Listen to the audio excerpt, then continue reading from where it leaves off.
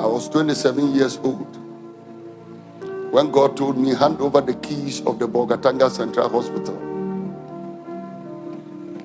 to the regional pharmacist and leave.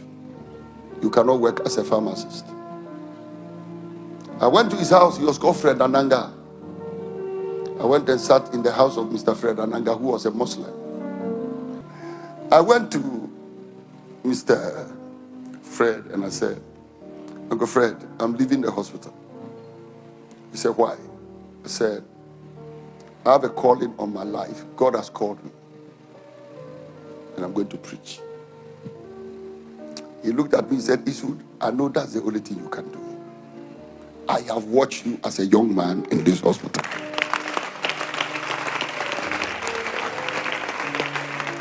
You can leave the keys. I was in charge of the dispensary and the Bolgatanga General Hospital, the stores.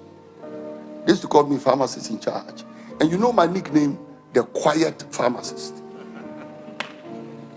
Because when I was in the hospital, I wasn't talking. I was always fasting. Sometimes for 3 weeks, all I drink is normal saline. Every day my eyes are cha-cha-cha-cha-cha-cha-cha-cha. Dreams and visions and revelations. So I left the key. Reverend Manuel, we just looked for something. People, don't be fooled. All the men you are seeing, especially those around my age,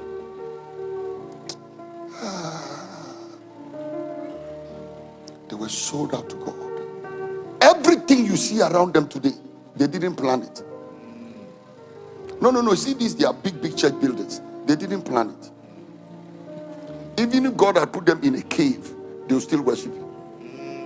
You see their cars, they didn't plan it. I asked Mommy when we were in London, I said, Pearl, when we got married, were you thinking about London? She said, where?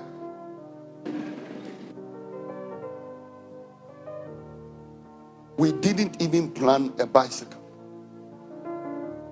We just loved God. So this was the way we married. This was the way we married, and this was the environment and atmosphere in which we married. You know, so people get up today and they say, pastoral work is the easiest work to do. If you want the easiest way of getting money, go and become a pastor. This is how we became pastors, not this. This.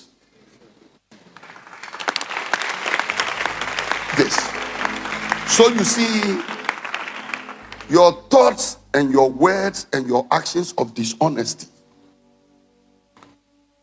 are massively accumulated. Because you know, you were with all of us in this country. You saw where we came from. But by sacrifice and commitment to God, prayer and dedication, commitment to a cause, and you look at the founders of almost all these pastors, and they were young men God called, and they were prepared to die for what they believe. I was here when they started. I know them.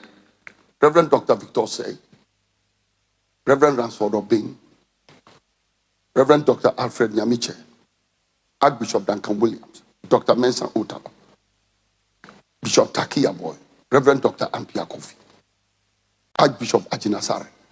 I knew them. They were young people. They gave up everything. And when they sang that song, I have more than a song. I am a living sacrifice. Receive this living sacrifice. Oh, Jesus. They meant the song. They meant the song. They meant the song. They sang it.